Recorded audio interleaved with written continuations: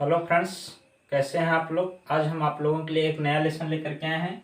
जैसा कि आप लोग देख सकते हैं यहाँ लिखा है ऑप्टेटिव सेंटेंस।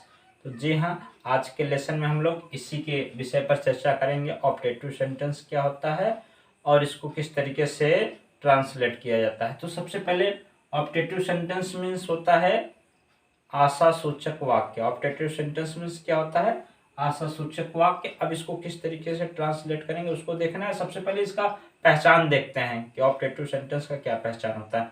आइए,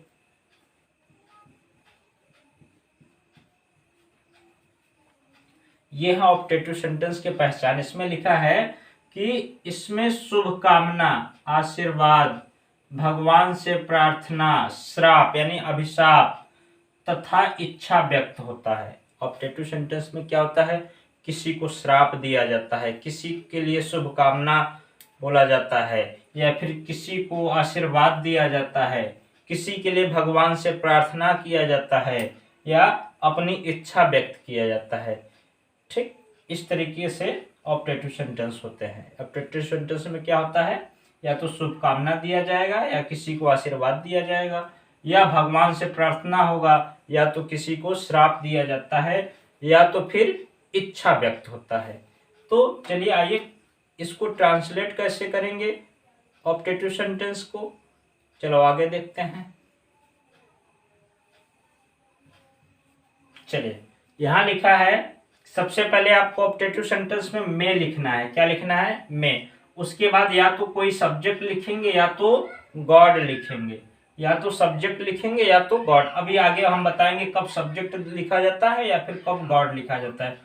उसके बाद वर्ब और हो सके तो ऑब्जेक्ट लिखिए, और अंत में क्या लगाएंगे, एक्सक्लेमेटरी मार्क्स लगाएंगे। क्या लगाएंगे, एक्सक्लेमेटरी मार्क्स। चलिए कुछ सेंटेंस को लिखते हैं और उसको ट्रांसलेट करके बताते हैं कि कब हमें कोई सब्जेक्ट लिखना है और कब हमें गॉड लिखना है।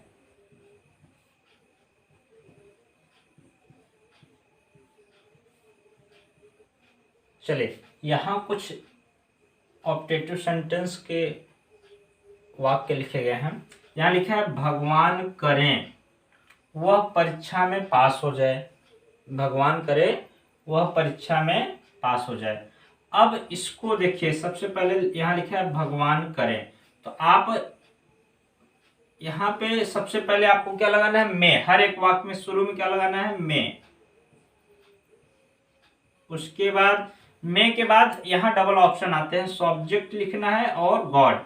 तो जब भगवान के बाद करें शब्द आ जाएगा, क्या आ जाएगा, भगवान के बाद करे शब्द आ जाएगा, तो आपको गॉड नहीं लिखना है। क्या नहीं लिखना है, गॉड नहीं लिखना है।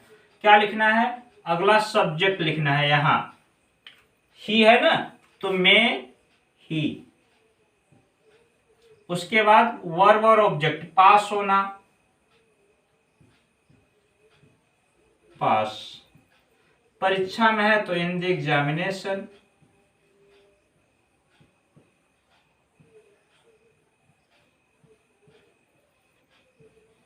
इन द एग्जाम, ऐसे बनाना है।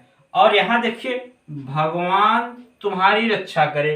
अब भगवान के तुरंत बाद करे शब्द नहीं आया है ना, तो यहां पे आपको मे के बाद आपको क्या लिखना है, गॉड लिखना है। क्या लिखना है, मे। उसके बाद तुरंत गॉड लिख लेना है, मे गॉड। सब्जेक्ट कोई दूसरा नहीं लिखना है, इस बार सब्जेक्ट के स्थान पे गॉड ही इस वाक्य में आएगा। उसके बाद रक्षा करना, सेव मीन्स रक्षा करना या बचाना, save you, may God save you. अब इस सेंटेंस को देखिए, भगवान करें। अब भगवान के बाद जब करे शब्द आता है तो गॉड नहीं लिखा जाता है। क्या लिखा जाता है, मैं के बाद कोई दूसरा सब्जेक्ट लिखा जाता है। देखिए मैं, उसके बाद यू यहां सब्जेक्ट लिखेंगे, गॉड इसमें लिखने की जरूरत नहीं है, मैं यू। अब मर जाओ, may you die. Die means मरना होता है ना, तो मे यू डाई। अंत में एक्सक्लेमेशन मार्क्स लगा लेंगे। इसका मतलब यह है, इसमें इस वाक्य को ध्यान से पढ़ते हैं, भगवान करे वह परीक्षा में पास हो जाए। अब पास होने का जो कार्य कौन करेगा, भगवान थोड़ी ना करेंगे, वह होगा ना। तो इसलिए यहाँ पे जो सब्जेक्ट होते हैं, यदि भगवान सब्जेक्ट होते हैं तो यहाँ पे हम गॉड लिखते हैं, और यदि कोई अन्य सब्जेक्ट होता है तो हम अन्य लिखते हैं। जैसे यहाँ पे देखिए, भगवान करें वह परीक्षा में पास हो जाए। अब पास काम क्या है इसमें, पास होना। अब पास होने का कार्य किसका है, वह का है, न कि भगवान का है।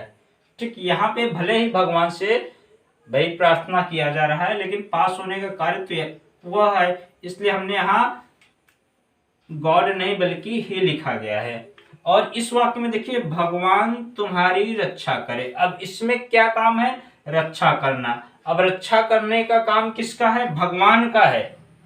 भगवान तुम्हारी रक्षा करे, तो इसलिए मैं के तुरंत बाद गॉड लिख लिया गया है। अब इसमें देखिए, भगवान करे तुम मर जाओ। अब यहाँ मरने का कार्य किसका है, तुम्हारी है, यू का है, भगवान का थोड़ी ना है, इसलिए यहाँ पे गॉड नहीं लिखा गया। ऐसे भी समझ सकते हैं कि यदि ईश्वर करता है तो गॉड लिखना है, और यदि ईश्वर के अलावा कोई अन्य करता है तो अन्य को लिखिए।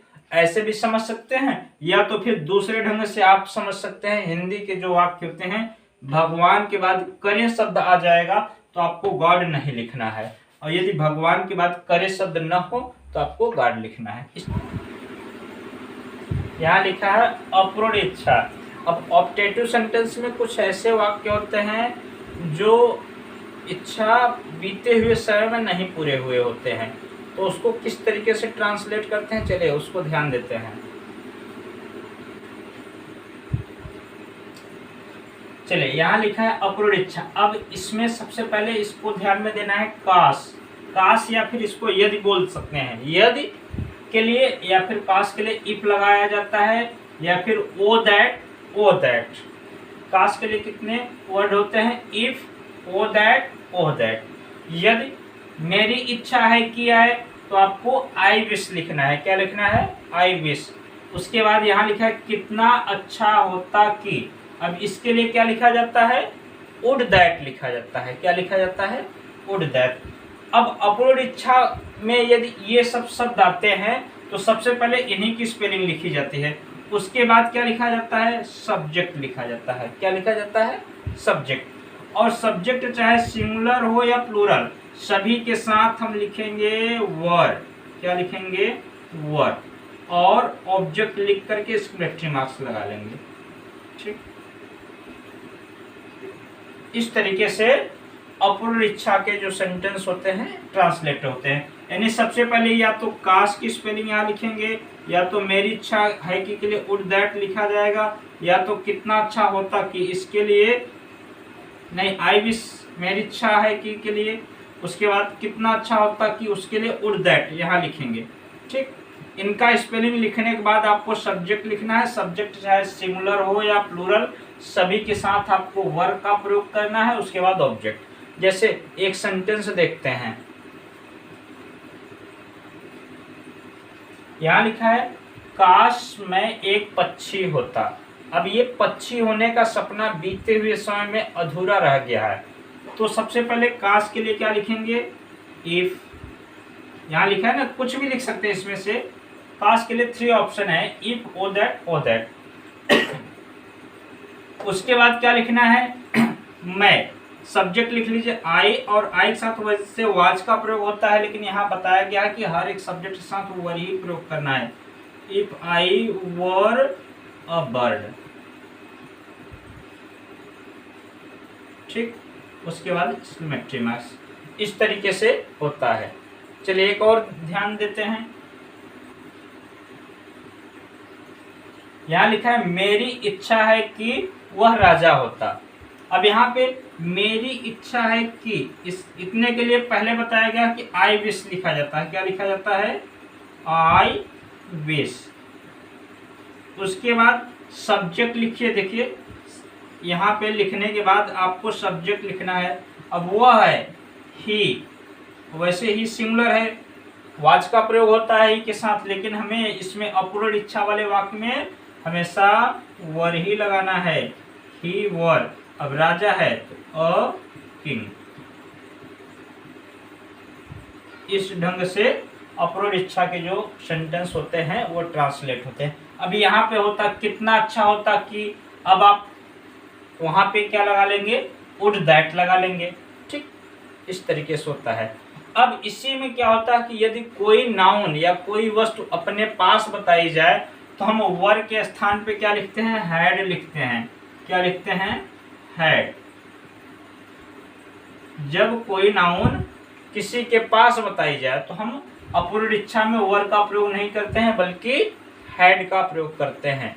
चलिए उसको देखते हैं पहले। अब यहाँ देखिए लिखा है, कितना अच्छा होता कि मेरे पास एक कार होता। अब यहाँ कैसी इच्छा है कि कोई नाउन अपने पास रखने की इच्छा अधूरी बताई जा रही है। अब इससे पहले जो वर्ड लगा रहे थे वहां पे बनने की इच्छा, जैसे काश मैं राजा होता है, यानी मेरी इच्छा राजा बनने की थी, बन नहीं पाया। अब यहाँ पे क्या इच्छा बताई जा रही है कि काश मेरे पास एक कार होती। अब जब कोई नाउन अपने पास रखने की इच्छा बताई जाती है तो हमें सेम वैसे ही ट्रांसलेट करना है। फर्क इतना है कि वर का प्रयोग नहीं, वर के स्थान पे हैड का प्रयोग करेंगे। सबसे पहले इसके लिए यहाँ बताया गया ना, कितना अच्छा होता कि के लिए वुड दैट का प्रयोग करेंगे, वुड दैट। उसके बाद मेरे पास है तो आप सब्जेक्ट लिख रहे हैं, आई लिखेंगे। आई सब्जेक्ट लिखने के बाद में हैड लगा लीजिए, आई हैड। अब एक कार है तो अ कार। ठीक, इस तरीके से ट्रांसलेट होता है। एक और सेंटेंस देखते हैं। यहां देखिए लिखा है, काश मेरे पास यह किताब होता। अब यह किताब जो है अपने पास रखने की इच्छा, यानी अपने पास होने की इच्छा जो है यह अधूरी है, इसलिए आपको वर का प्रयोग नहीं हैड का प्रयोग करना है। काश के लिए पहले भी बताया गया, इफ लगा लो, वो दैट या ओह दैट भी लगा सकते हैं। मेरे के लिए आई। अब पास के लिए क्या लगाएंगे, हैड लगाएंगे। इफ आई हैड यह किताब तो दिस बुक। ठीक, if I had this book, काश मेरे पास यह किताब होती। अब इसमें एक और सेंटेंस होता है कि कोई कार्य करने की यदि इच्छा अधूरी रह गई हो, कोई कार्य करने की यदि इच्छा अधूरी रह जाती है तो हैड के बाद उस वर्ब की थर्ड फॉर्म का प्रयोग हो जाता है। ठीक, उसको एक दो सेंटेंस को देख लेते हैं। यहाँ लिखा है, काश हम मैच जीत जाते। अब इसमें काम करने यानी जीतने की इच्छा अधूरी रह गई है, कोई चीज पास नहीं बताया जा रहा है। अब यहाँ क्रिया की इच्छा अधूरी रह गई है, यानी मैच जीत जाते। इसके लिए देखो, इफ सब्जेक्ट लगा लो वी। अब जब कोई क्रिया हो तो हैड के तुरंत बाद क्रिया की third form, we had. Win means जीतना, तो इसका third form won, won the match. कहने का मतलब, इसको यदि कोई अपूर्ण इच्छा वाले वाक्य में कोई क्रिया आ जाए तो उसको आपको पास्ट परफेक्ट टेंस में बनाना है। कैसे बनाना है, सब्जेक्ट के बाद पास्ट परफेक्ट में क्या लगता है, हेल्पिंग वर्ब हैड लगता है, उसके बाद वर्ब का थर्ड फॉर्म लगता है। तो सेम देखो, यहां से यहां तक जो सेंटेंस है परफेक्ट टेंस में बना है, परफेक्ट टेंस में बनाएंगे। एक और सेंटेंस देखते हैं। यहां लिखा है, काश वह परीक्षा में पास हो जाता। अब यहाँ पास होने की इच्छा अधूरी रह गई, यानी पास नहीं हो पाया। तो काश के लिए पहले भी बताया गया, इफ सब्जेक्ट क्या है, ही। अब ये जो वाक्य है वह परीक्षा में पास हो जाता है, इसको पास्ट परफेक्ट टेंस में बनाना है। किस में बनाना है, पास्ट परफेक्ट में। ही हैड पास्ड, परीक्षा में है तो इन द एग्जाम कर लीजिए। ठीक, याद रहेगा ना, यदि कार्य करने की कोई इच्छा अधूरी हो तो उसको पास्ट परफेक्ट टेंस में बनाते हैं, यानी काश या मेरी इच्छा है कि, या कितना अच्छा होता कि, इसका स्पेलिंग लिखने के बाद। और यदि कोई नाउन या कोई वस्तु अपने पास बताई जाए, वो ऐसे अच्छा अधूरा हो तो हैड का प्रयोग कर देते हैं। और कोई यदि सब्जेक्ट ऑब्जेक्ट बनना चाहे, यानी जो सब्जेक्ट रहे उसका कुछ बनने की इच्छा अधूरा रह गया हो तो हम वर का प्रयोग करते हैं। ठीक है, आज के लिए यहीं से ऑप्टेटिव सेंटेंस समाप्त होता है। और अधिक जानकारी के लिए हम नीचे डिस्क्रिप्शन में ढेर सारे सेंटेंस को लिख दे रहे हैं, उसको पढ़िए अच्छे से, हो सके तो उसको नोट कीजिए। यदि डिस्क्रिप्शन में जितने सेंटेंस है उसका अध्ययन करेंगे, उसको नोट करेंगे तो और अच्छे से तैयारी होगी। चलिए आज का लेसन यहीं पे समाप्त करते हैं।